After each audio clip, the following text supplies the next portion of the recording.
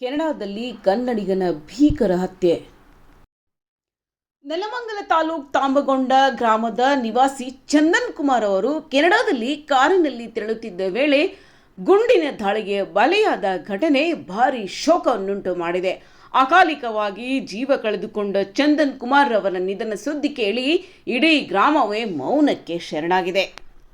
ಘಟನೆಯ ಬಳಿಕ ಕುಟುಂಬಸ್ಥರು ದುಃಖದಲ್ಲಿ ಮುಳುಗಿದ್ದು ಮನೆಯಲ್ಲಿ ಕಣ್ಣೀರಿನ ವಾತಾವರಣ ನಿರ್ಮಾಣವಾಗಿದೆ. ಗೃಹಸ್ಥಾಶ್ರಮದ ಆಧಾರ ಸ್ತಂಭವಾಗಿದ್ದ ಚಂದನ್ ಕುಮಾರ್ ಅವರ ಅಗಲಿಕೆ ಕುಟುಂಬಕ್ಕೆ ತುಂಬಲಾರದ ನಷ್ಟವಾಗಿದೆ.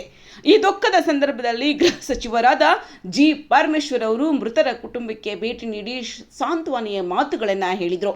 ಈ ವೇಳೆ ಚಂದನ್ ಕುಮಾರ್ ಅವರ ದೇಹವನ್ನು ಊರಿಗೆ ತರಲು ಅಗತ್ಯವಿರುವ ಎಲ್ಲ ವ್ಯವಸ್ಥೆಗಳನ್ನು ಮಾಡಲಾಗುವುದೆಂದು ಕುಟುಂಬಕ್ಕೆ ಭರವಸೆ ನೀಡಿದರು.